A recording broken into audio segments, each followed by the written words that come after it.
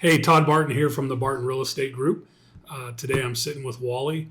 So, hey, we thought we'd talk a little bit about today about the median sales price in Las Vegas, kind of how those things are changing as the year has gone on. Right here we are at the beginning of October, actually.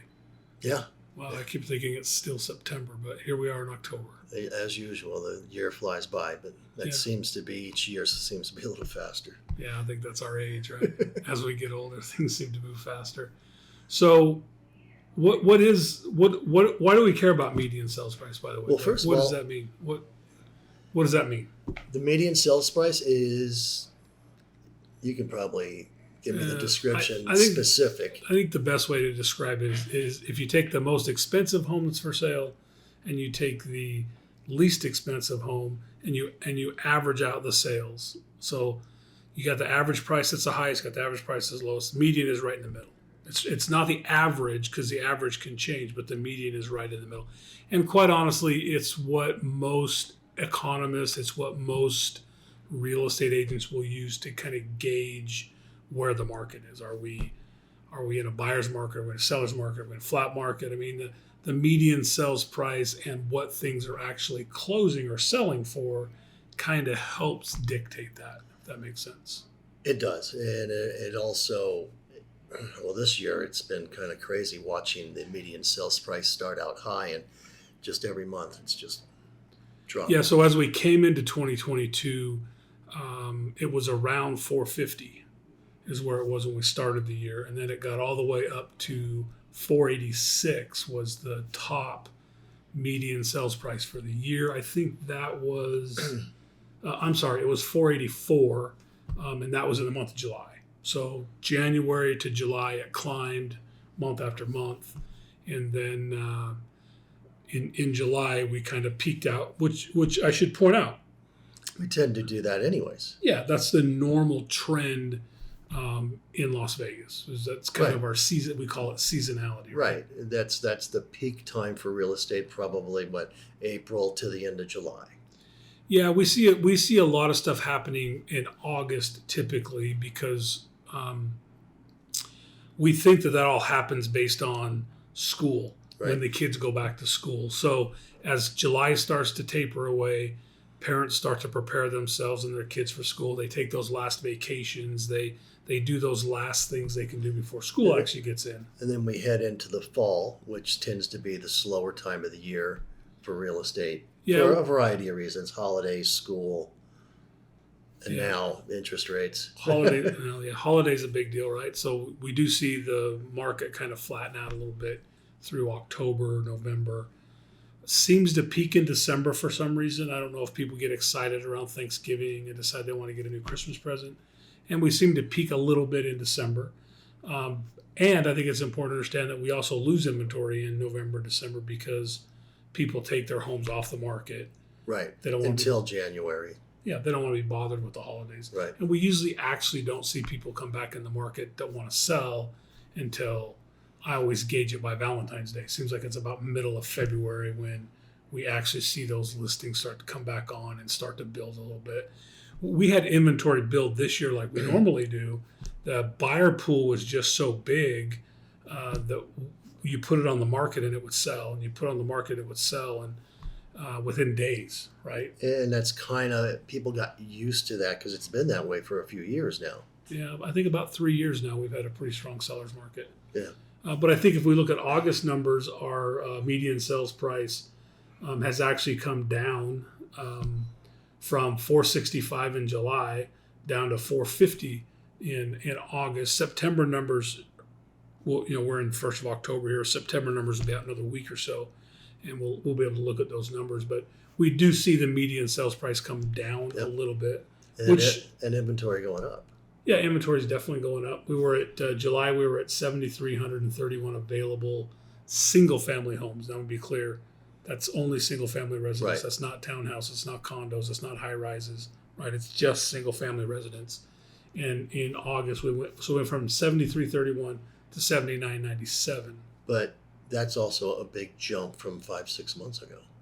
Oh yeah, 5-6 months ago. We're at 4 full months of inventory now.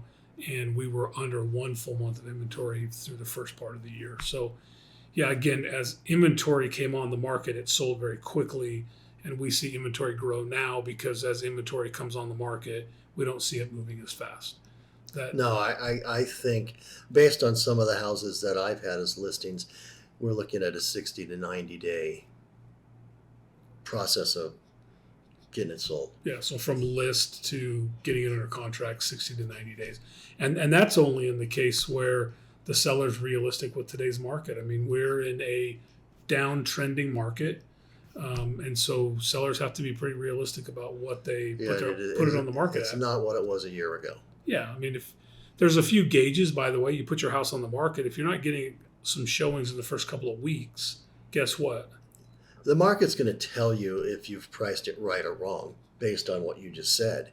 If no one comes to see it or you have very few people come to see it, typically in the first week, it should be busy.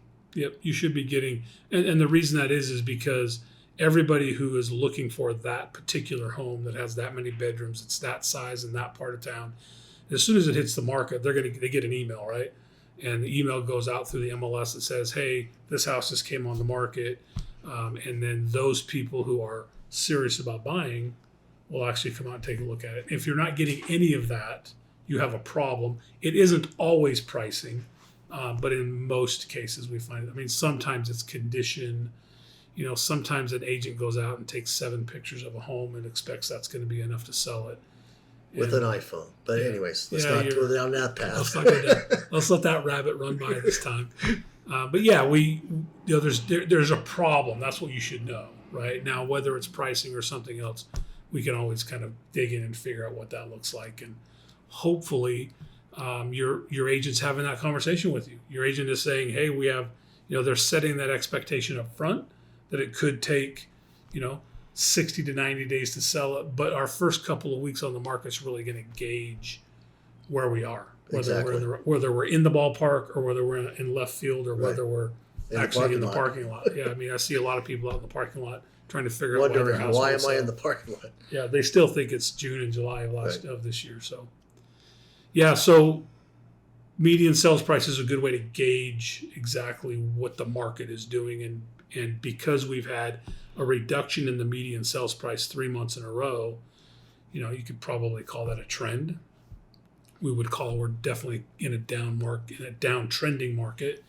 But let's be clear, the median sales price is still well above what it was at the beginning of the year, right? Which is interesting. But it just tells you how high we went. Yeah, we went to a number that was unsustainable. And so you just have to know that it's unsustainable. You mentioned interest rates. We don't want to go down that rabbit hole either because everyone's pissed off about interest rates. And the truth is that's definitely had some effect on it. And my understanding is it's going to keep going up. That's what I heard too. Yeah. So we'll have to see how that affects, but the real truth is if you need to buy a house, you need to buy a house. You need to sell your house, you need to sell your house. So I think if you're looking to sell and buyers come to look at it, you have to know that those are serious buyers that are out looking to buy a home at a time when traditionally people would say don't buy because interest rate's too high. So they're out looking because they need to buy. They're serious buyers, right? Again, during the holidays, people are out looking at homes during the holidays. They're typically more interested than the tire kickers. Right. So yeah, you can probably count on the fact in the holidays, if your house is listed and someone's coming to look, they're just not looky-loos. They're serious. Yeah, they're probably looking to buy a house. And same with sellers. If a seller has their house on the market during the holidays, or going through the hassles of doing the holidays and showing their home, buyers should know that seller, probably one of the more motivated, more likely sellers to actually sell their house. Yeah. And they should be seriously considering trying to make a deal. Yeah. So it's a negotiation, right? All right. So, hey, median sales price is something that we pay a lot of attention to in the real estate industry. And if you need more information about that, reach out to us. We're happy to talk to you about that.